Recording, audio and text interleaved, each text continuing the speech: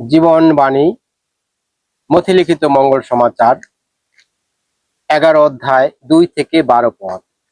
পাঠ করছি দীপক পিয়াস হালদার। পাঠের বিষয়, যিশু সেই স্বয়ং খ্রিস্টই যার আসবার কথা ছিল।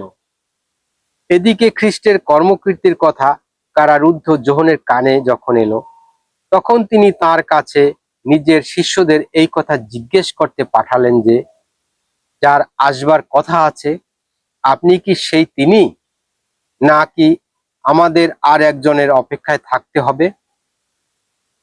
উত্তরে যিশু তাদের বললেন, তোমরা এখন যা কিছু শুনছো বা দেখছো, সবই যোহনকে গিয়ে জানাও। তাকে জানাও, অন্ধ এখন দেখতে পাচ্ছে, খোঁড়া হেঁটে বেড়াচ্ছে, কুষ্ঠরোগী নিরাময় করা হচ্ছে, কালা কানে শুনতে পাচ্ছে, মরা মানুষ বেঁচে উঠছে, আর দীনদরিদ্রের কাছে মঙ্গল বার্তা প্রচার করা হচ্ছে। ধন্য সেই মানুষ, আমার প্রতি যার বিশ্বাস কোনো কিছুতেই টলে যায় না।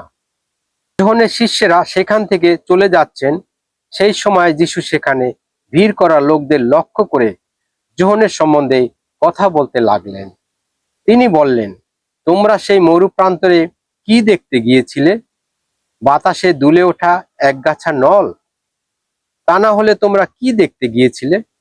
মোলায়েম পোশাক পরা কোনো লোককে নাকি? তা কি করে হয়?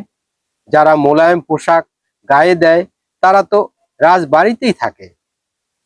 তাহলে তোমরা কি দেখতে গিয়েছিলে? কোনো প্রবক্তাকে? আমি বলছি, নিশ্চয়ই তাই। এমনকি প্রবক্তার চেয়েও অনেক বড় কাউকেই তোমরা দেখতে গিয়েছিলে।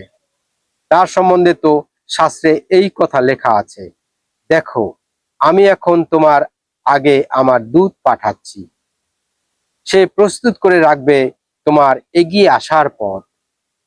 আমি তোমাদের সত্যি বলছি, নারীর গর্ভে যাদের জন্ম হয়েছে তাদের মধ্যে এমন কেউই কখনো আবির্ভূত হননি দীক্ষাগুরু যোহনের চেয়ে যিনি মহান। অবশ্য স্বর্গরাজ্যে যে তুচ্ছতম, সে কিন্তু যোহনের চেয়েও মহান। দীক্ষাগুরু যোহনের বাণী প্রচারের সময় থেকে আজও স্বর্গরাজ্যকে জয় করার জন্য কত প্রবল চেষ্টাই না করে চলে আসছে। আর এমন প্রবল চেষ্টা করছে যারা, তারা তো স্বর্গরাজ্য জয় করেই নিচ্ছে। খ্রিস্টের বাণী। খ্রিস্ট প্রভু, তোমার প্রশংসা হোক। খ্রিস্টেতে প্রিয় ভাই ও বোনেরা, আজকের পাঠ আমাদেরকে ধ্যান করতে শেখায় মুক্তিদাতা খ্রিস্টের আগমন ও তার পরিচয় বিষয়ে। এই মঙ্গল সমাচারে আমরা দেখি দীক্ষাগুরু যোহন কারাগারে বন্দি অবস্থায় যিশুর কাজকর্ম সম্পর্কে খবর পান। তাই যোহন তার শিষ্যদেরকে যিশুর কাছে পাঠান। তারা এসে জিজ্ঞাসা করে, যার আসবার কথা, আপনি কি সেই, নাকি আমাদের আরেকজনের অপেক্ষায় থাকতে হবে? যোহনের কৌতূহল ও মানবিক দুর্বলতা। যোহন জর্দন নদীর তীরে দীক্ষাস্নাত করতেন এবং যিশুকে প্রতিশ্রুত মুক্তিদাতা হিসাবে ঘোষণা করেন, ওই দেখো ঈশ্বরের মেষ শাবক। যোহন যখন কারাগারে বন্দি অবস্থায় ছিলেন, তখন যিশুর বিষয়ে লোকদের কাছে শুনতে ও জানতে পারেন।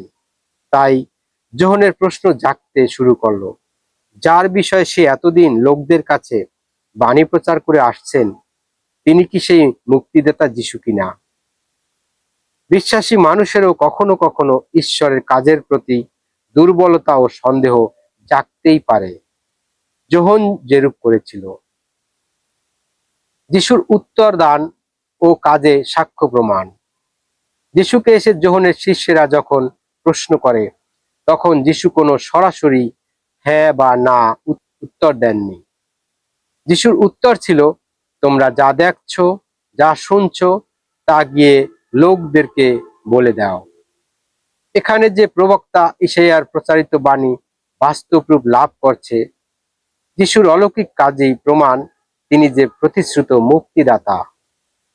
ঈশ্বরের রাজ্য মানুষের দুঃখ কষ্ট, পাপ মন্দতা, হতাশা নিরাশার মধ্যেও মুক্তি নিয়ে আসছে। বিশ্বাসী ভক্ত হওয়ার আহ্বান।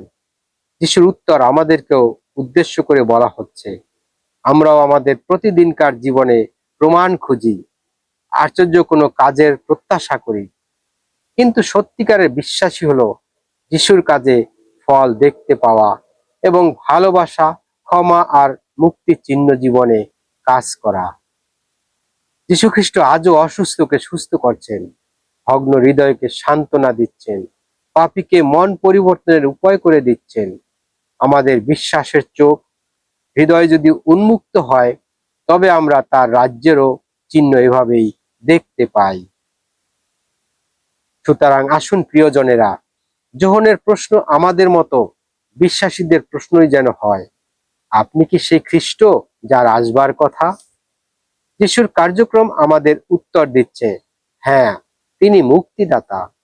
আমরা যেন আমাদের জীবনে তার উপস্থিতির সাক্ষ্য বহন করতে পারি এবং এই আগমনকালে আনন্দের সাথে তাকে চিনতে, বুঝতে ও স্বাগতম জানাতে পারি।